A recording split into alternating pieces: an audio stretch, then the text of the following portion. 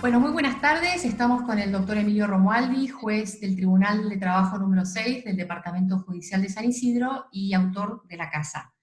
Gracias, Emilio, por dedicarnos unos minutos. La idea es poder responder algunas inquietudes que, bueno, fueron surgiendo en estos días de parte de nuestros lectores frente a la situación que estamos viviendo a nivel mundial, inédita, por supuesto, a raíz del coronavirus y las relaciones laborales.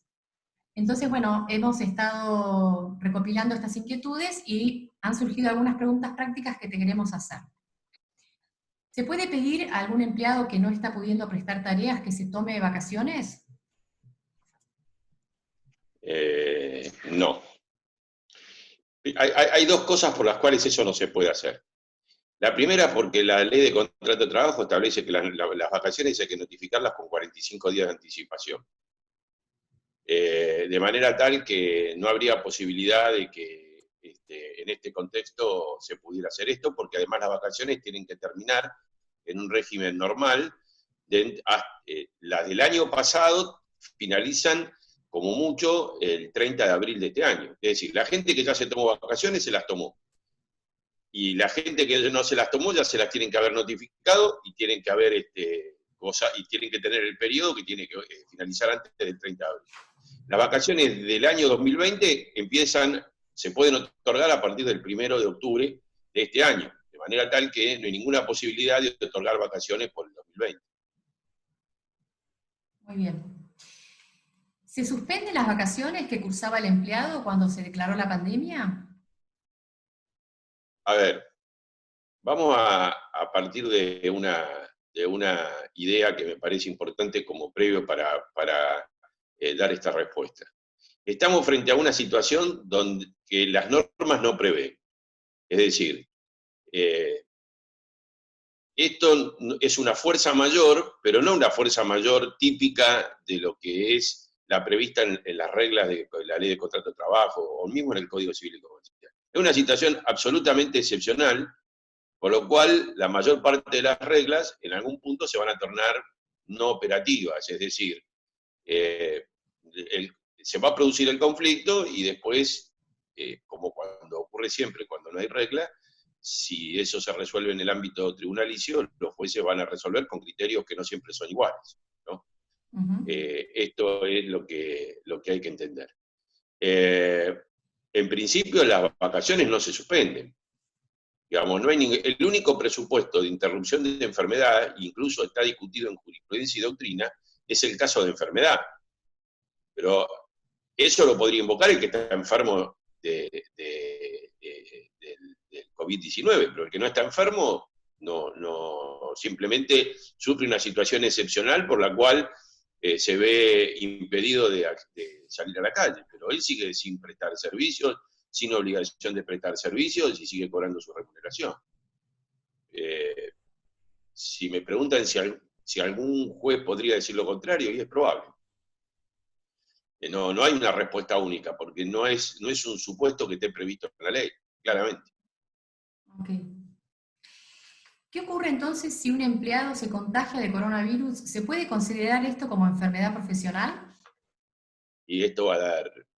A ver, está claro que las personas que prestan servicios y se pudieran demostrar que han quedado infectados en el marco de la prestación de tareas, es una enfermedad profesional, porque está dentro de la definición de los convenios internacionales, del 155, del protocolo del 2002, del convenio 42 de OIT, no hay ninguna duda de que ese es un caso de enfermedad profesional. El segundo problema que va a generar esto, o que podría generar esto, es el tema del accidente de trabajo en el caso de un teletrabajo. Ahora, ¿por qué? Porque yo me accidento en el marco de mi prestación de servicio. Entonces, cuando yo estoy prestando servicio en mi lugar de trabajo, sea porque estoy prestando servicio o porque lo hago en ocasión del trabajo, me accidento. Y por lo tanto se aplican las reglas. Acá en el teletrabajo es un poco complicado, porque el teletrabajo se mezcla lo particular con lo con la prestación de servicios.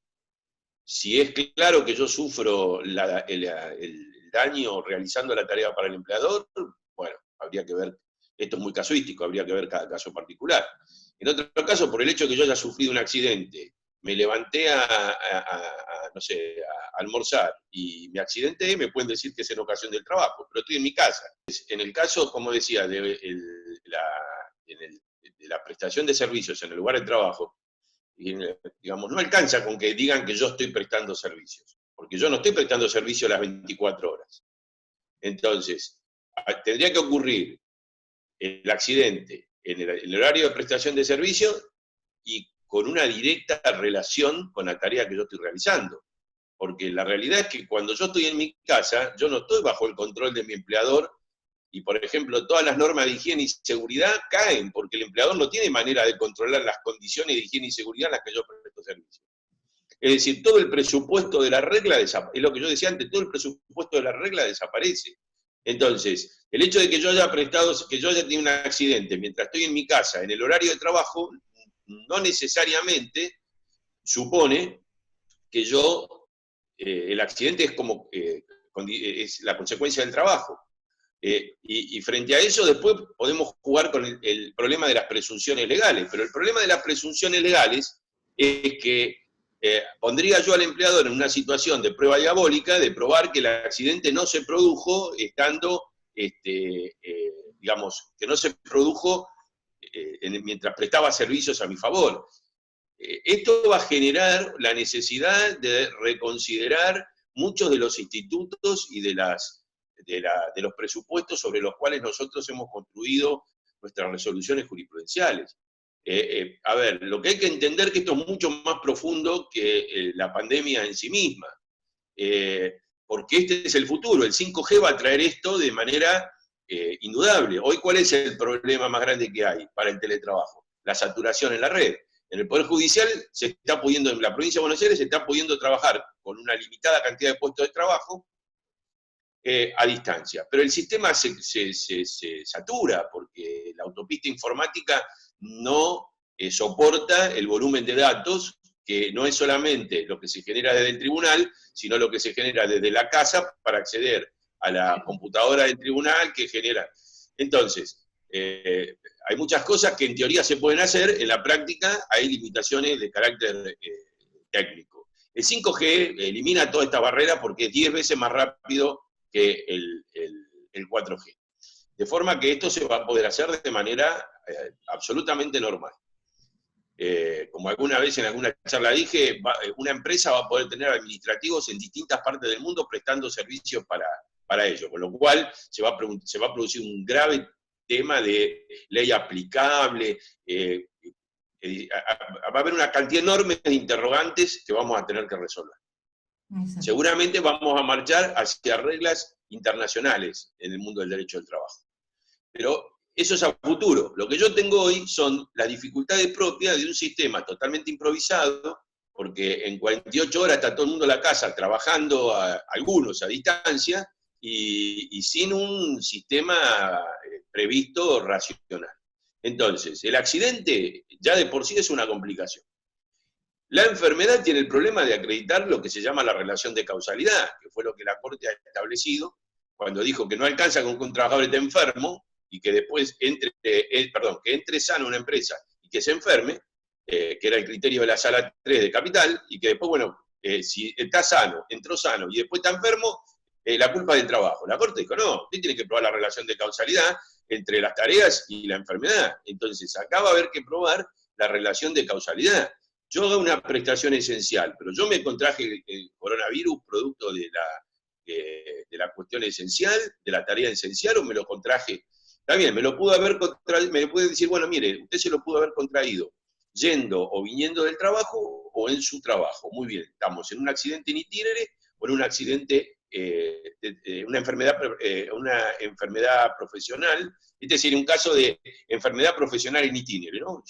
Bueno, no un accidente, pero bueno, supongamos, usted se lo contrajo en el trabajo. Primero, si es en itinere o si es en el trabajo, ya tenemos un problema porque tenemos un 20% que vamos a discutir de la prestación dineraria. Y segundo, yo no sé si me lo contraje, aún haciendo una prestación esencial, si yo me lo contraje en el trabajo, yendo o viniendo del trabajo, o me lo contraje cuando fui al supermercado a comprar algo. Claro. El lugar de contagio es absolutamente impredecible. Me lo puedo contraer cuando bajé del edificio a buscar algo que me trajeron en un delivery.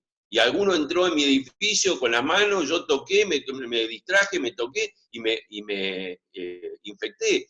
Entonces, probar la relación de causalidad es muy complejo, Pero porque es una relación de seguramente, causalidad, pero no seguramente es va a una. haber una distinción entre los que están haciendo tareas esenciales, ¿no? Que el decreto lo Pero yo determinó. estoy hablando de los que están haciendo los que están haciendo tareas esenciales, porque el señor que hace una tarea esencial, nada me garantiza de que él se lo contrajo en esas condiciones. Ujú. Nada me lo garantiza. Entonces, a ver, podemos decir, bueno, está bien, entonces todos los que hacen tareas esenciales lo vamos a considerar enfermedad profesional. Bueno, es una solución. Y los que no hacen tareas esenciales van a tener que probar que la relación de causalidad tiene que ver con alguna prestación de tareas que hizo para el trabajador. En el caso del teletrabajo, muchísimo más complicado. ¿Por qué? Porque si yo estoy en mi casa, ¿en qué momento yo me contraje la enfermedad? Ujú. Eh,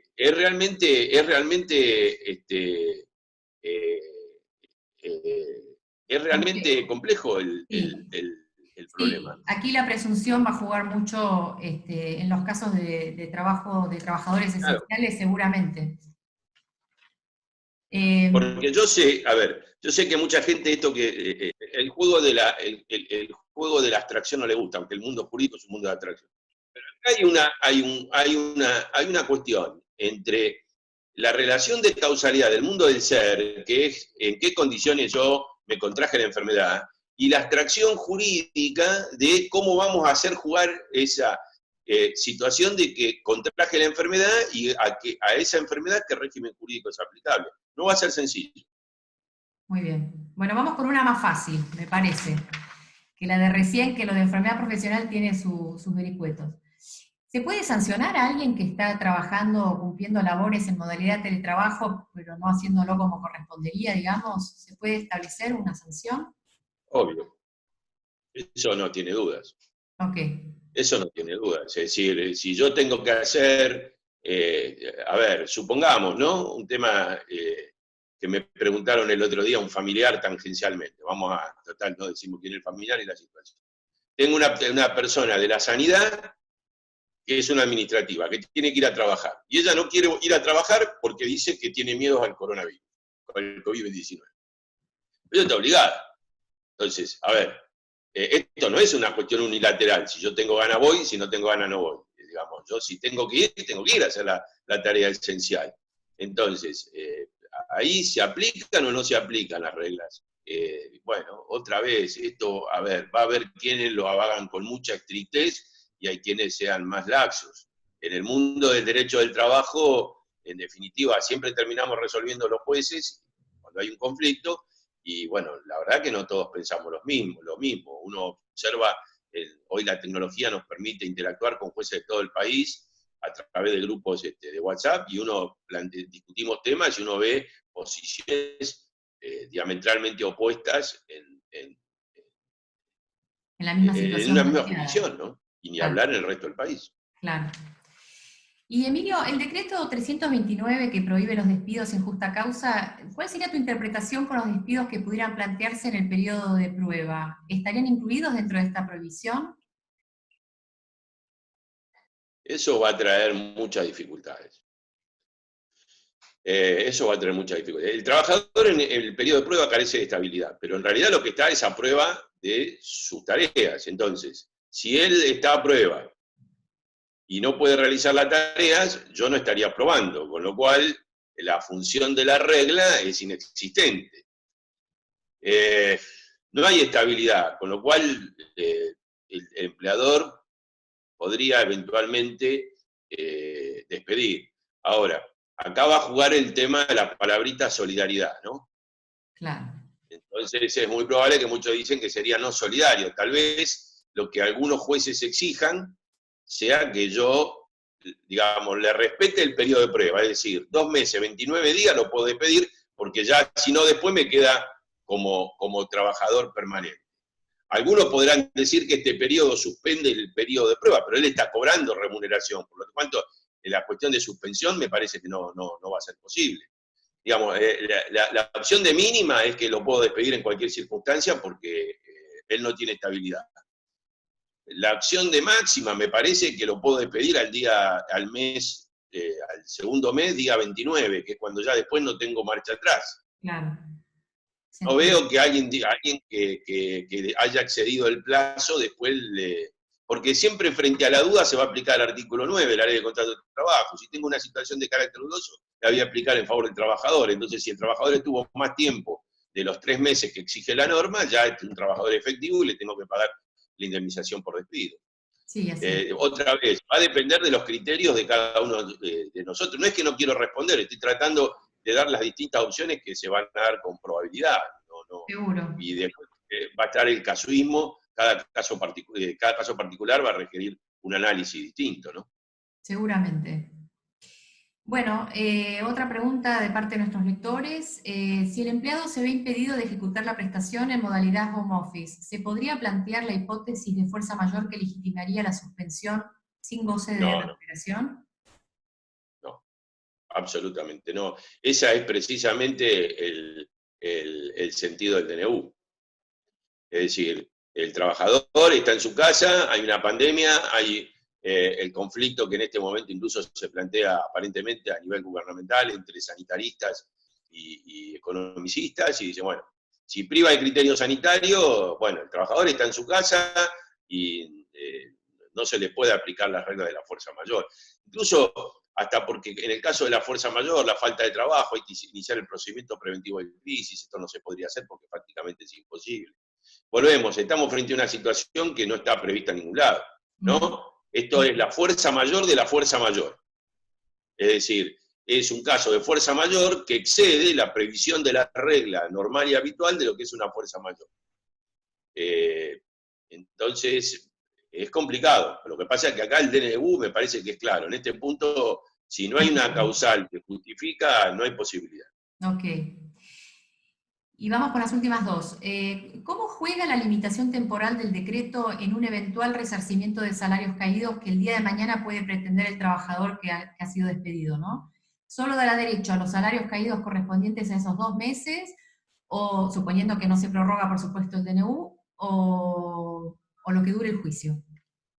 A ver, otra vez, va a depender los criterios de resolución. A mí me parece que acá se podría aplicar en el caso de que digamos, el criterio de nulidad da lugar a dos cuestiones.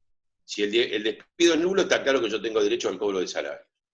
Ahora, una vez que finaliza el periodo de vigencia del DNU, el empleador está en condiciones de despedir.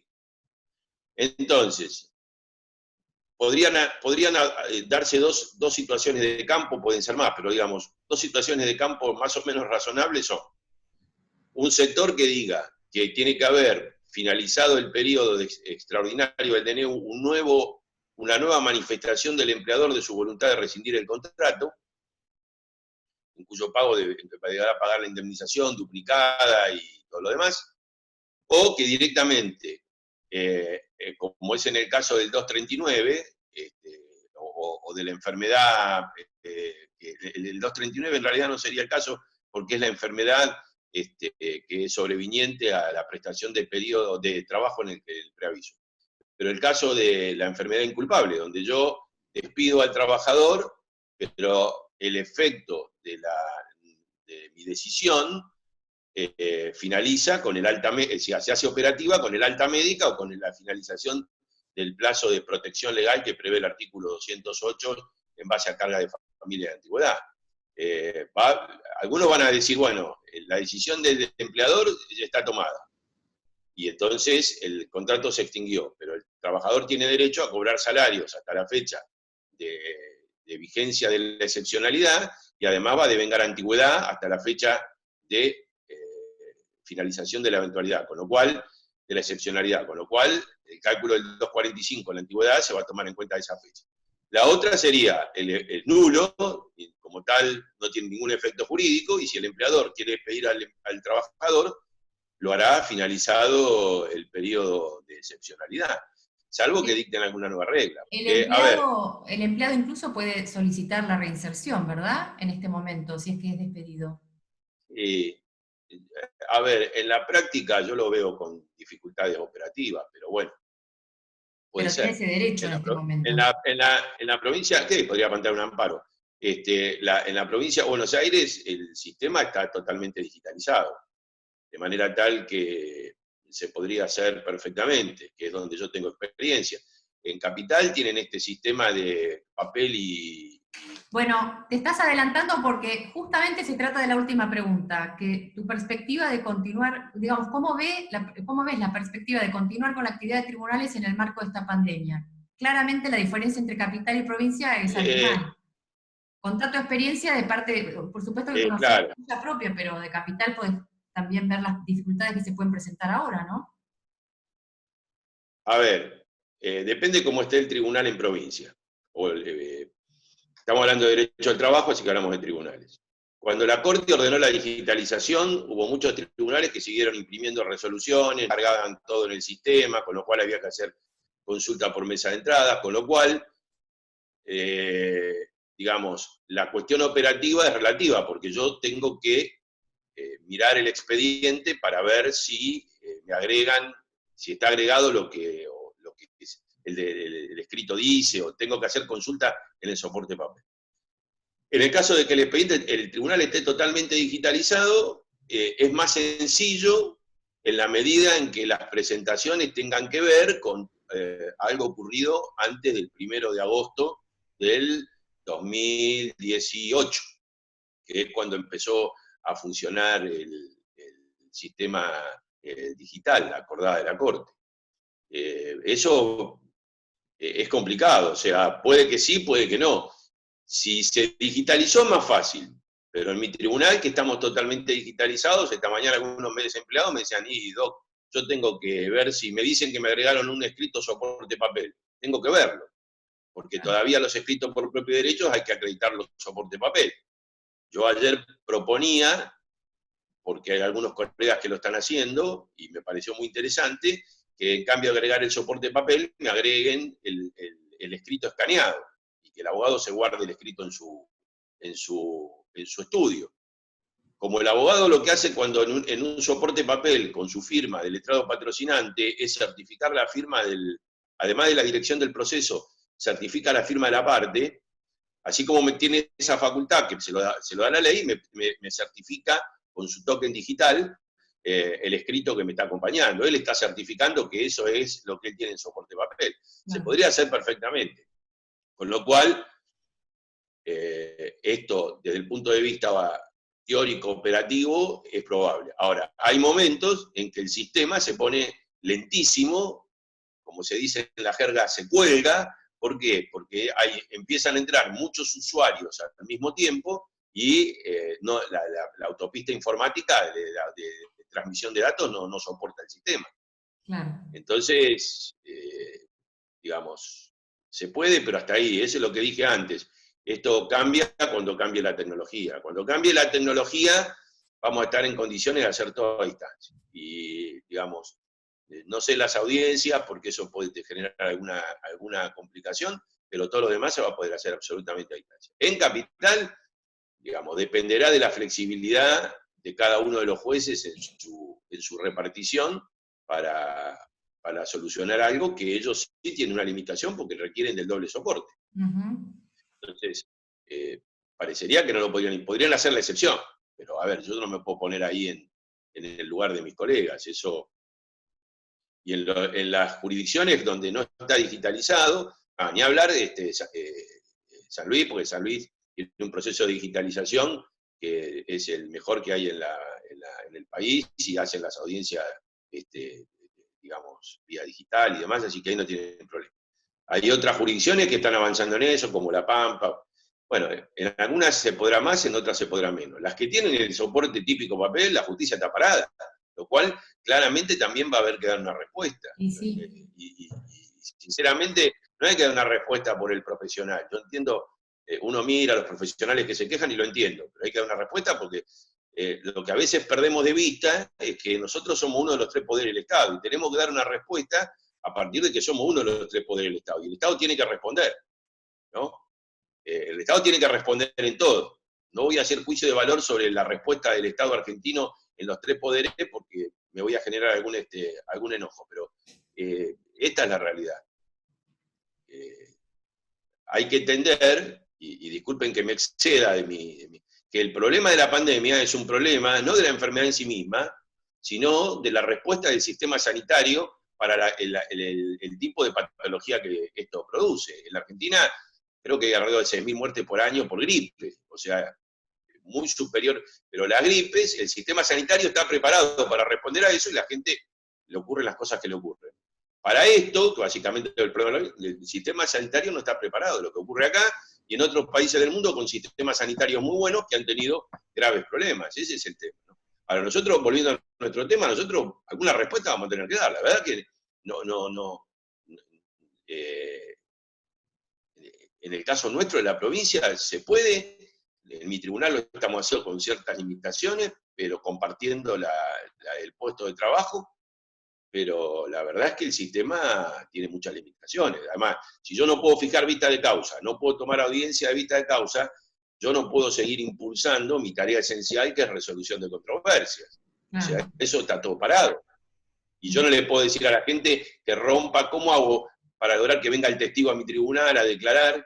Y si me dicen que lo haga por Skype, digamos, yo no veo, disculpe, voy a hacer, no veo un albañil, alguno lo tendrá, pero hay mucha gente de la condición humilde que son testigos o que son trabajadores, y algunos empleadores, porque no todos los empleadores tienen mucho dinero, en la construcción eso se ve con mucha claridad, no sé si están todos en condiciones de acceder a un sistema que les permita interactuar realmente de manera eficiente, con certificación por parte nuestra, que los actores que están participando son realmente las personas que dicen ser.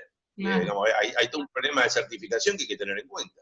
Para eso va a haber que dar una respuesta, eso no se puede demorar mucho tiempo. No sé cómo, pero no se puede demorar mucho tiempo. Bueno, Emilio, muchísimas gracias por el tiempo que nos brindaste para resolver estas inquietudes. Seguramente van a venir muchas más. Son situaciones, como dijimos, no previstas, en una situación inédita mundial, así que seguramente van a ser dirimidas en la justicia, como estamos hablando, y a ustedes les aguarda una gran tarea por delante. Así que muchísimas gracias. Si hay más preguntas, lo podemos volver a hacer, yo no tengo problema.